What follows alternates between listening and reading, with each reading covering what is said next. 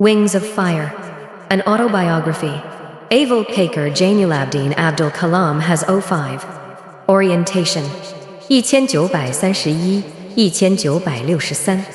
This earth is his. To him belong those vast and boundless skies. Both seas within him rest, and yet in that small pool he lies. Autobiography Book 4. I was born into a middle-class Tamil family in the island town of Ramaswaram in the erstwhile Madras state. My father, Jainuddin, had neither much formal education nor much wealth. Despite these disadvantages, he possessed great innate wisdom and a true generosity of spirit. He had an ideal helpmate in my mother, Ashiyama. I do not recall the exact number of people she fed every day, but I am quite certain that far more outsiders ate with us than all the members of our own family put together. My parents were widely regarded as an ideal couple. My mother's lineage was the more distinguished, one of her forebears having been bestowed the title of Bahadur by the British. I was one of many children, a short boy with rather undistinguished looks, born to tall and handsome parents. We lived in our ancestral house, which was built in the middle of the 19th century. It was a fairly large pucca house, made of limestone and brick, on the Mosque Street in Ramswaram. My austere father used to avoid all inessential comforts and luxuries. However, all necessities were provided for, in terms of food, medicine, or clothes. Fact, I would say mine was a very secure childhood, both materially and emotionally. I normally ate with my mother, sitting on the floor of the kitchen. She would place a banana leaf before me, on which she then ladled rice and aromatic sambar, a variety of sharp homemade pickles, and a dollop of fresh coconut chutney. The famous Shiva temple, which made Ramaswaram so sacred to pilgrims, was about a 10-minute walk from our house. Our locality was predominantly Muslim, but there were quite a few Hindu families too, living amicably with their Muslim neighbors. There was a very old mosque in our locality where my father would take me for evening prayers.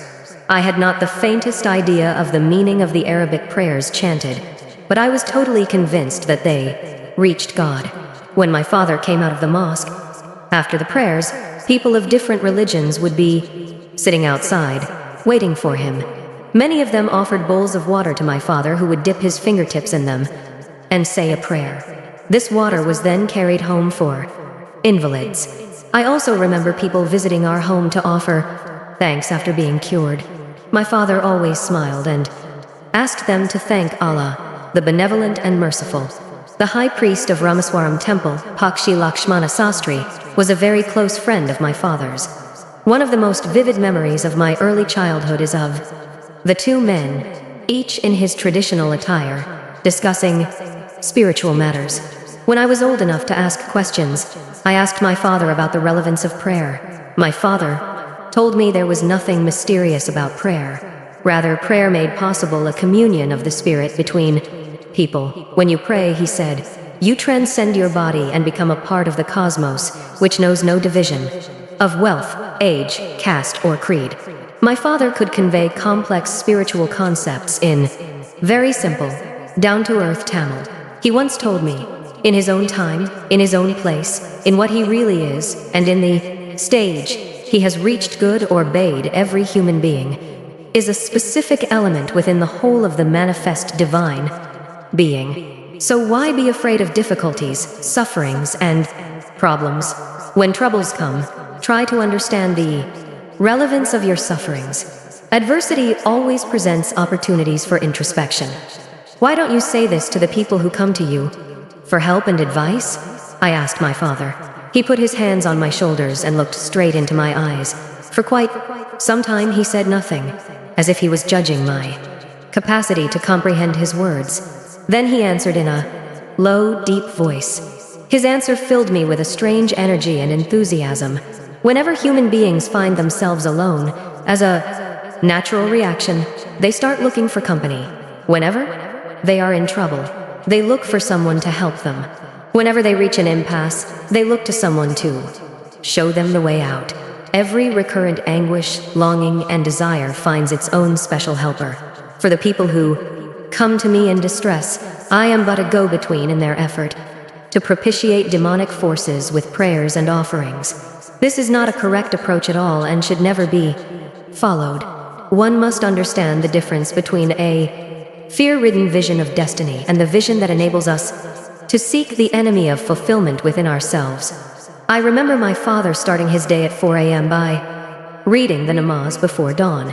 After the namaz, he used to walk down to a small coconut grove we owned, about 4 miles from our home. He would return with about a dozen coconuts tied together thrown over his shoulder, and only then would he have his breakfast. This remained his routine, even when he was in his late 60s. I have throughout my life tried to emulate my father in my own world of science and technology.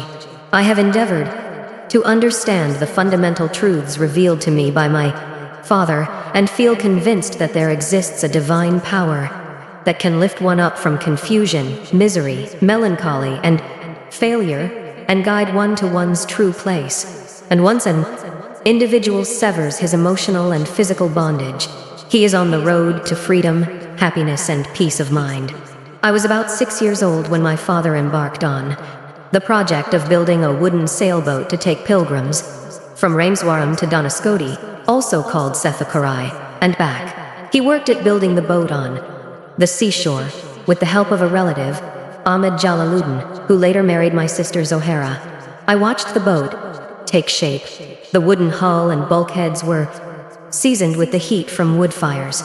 My father was doing good business with the boat when, one day, cyclone bringing winds of over 100 miles per hour carried away our boat, along with some of the landmass of Sethkarai. The Pamban Bridge collapsed with a train full of passengers on it.